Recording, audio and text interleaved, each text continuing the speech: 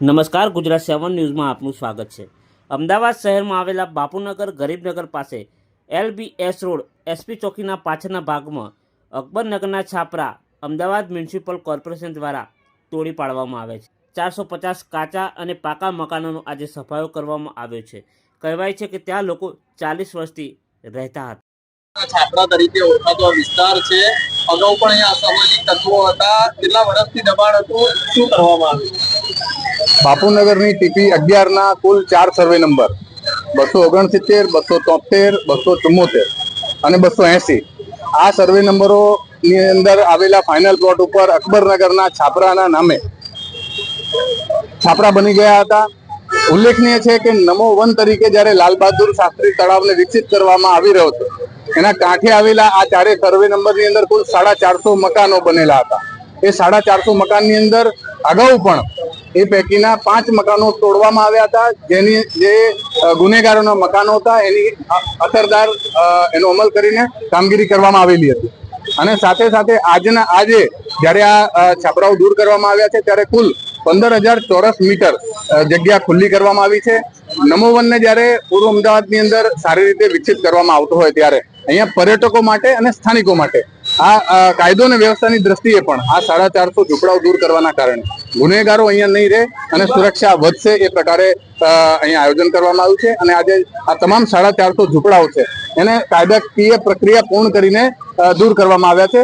સાથે ઉલ્લેખનીય એ છે કે 2014 ની અંદર પણ સર્વે અહીંયા કરવામાં આવ્યો હતો। 450 ઝૂંપડાઓ પૈકી 211 લોકોને મકાનો પણ ફાળવવામાં આવ્યા હતા, જે લોકોએ કબજો પણ આ મકાનોનો મેળવી લીધો હતો।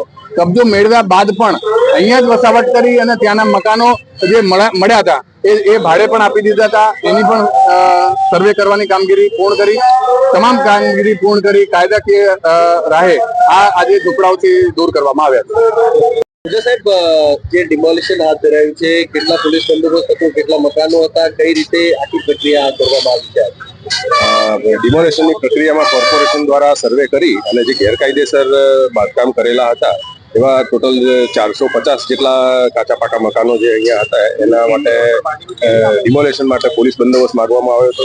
અને પોલીસ દ્વારા કુલ 2 ACP, 9 PI, 27 PSI, 400 પોલીસ માણસો અને 10 SRP સેક્શનના માણસો પોલીસ બંદોબસ્તમાં હાલ ચાલુ છે અને ડિમોલેશનની પ્રક્રિયા શાંતિપૂર્ણ ચાલુ છે। કેટલા વર્ષથી અહીંયા દબાણ હતું અને કેટલા મકાનો તોડવામાં આવ્યા હતા? છેલ્લે 2000 ને કહેવાય કે ટોટલ 1987 માં આનું ડિમોલેશન થયું હતું। એના પછી અહીંયા વખત સર્વે કરવામાં આવ્યું હતું। બાપુનગર વોર્ડમાં આવેલી ટીપી સ્કીમ નંબર 11 માં 3 સર્વે નંબર છે, જેમાં પર્ટિક્યુલર SP ઓફિસની પાછળના પોકેટમાં 450 જેટલા બાંધકામો હતા।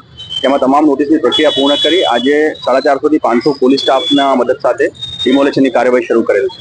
ટોટલ 15,000 ચોરસ ફૂટ જેટલી જગ્યા ખુલ્લી કરશે। કેટલા દબાણો હતા, કેટલા મશીનરીનો ઉપયોગ કરવામાં આવ્યો છે અને હવે અહીંયા કેવી રીતે આગળ કામગીરી થશે? ટોટલ 15,000 ચોરસ ફૂટ જેટલી જગ્યા ખુલ્લી થશે, જેના માટે ટોટલ 9 હિટાચી, 5 JCB, 150 જેટલા મજૂરો અને અન્ય 2 ઝોનની એસ્ટેટની ટીમ પણ મદદ માટે ઉપયોગમાં લેવામાં આવે છે। આ પ્લોટ ખુલ્લા થયા પછી અહીંયા પબ્લિક એમ્યુનિટીઝ માટેના સાધનો જે છે કે જિમ્નેઝિયમ છે, લાઇબ્રેરી છે કે પછી સ્પોર્ટ્સ કોમ્પ્લેક્સ છે કે વોર્ડ ઓફિસ છે, આ પ્રકારનું આયોજન કરવાનું વિચારણા હેઠળ છે।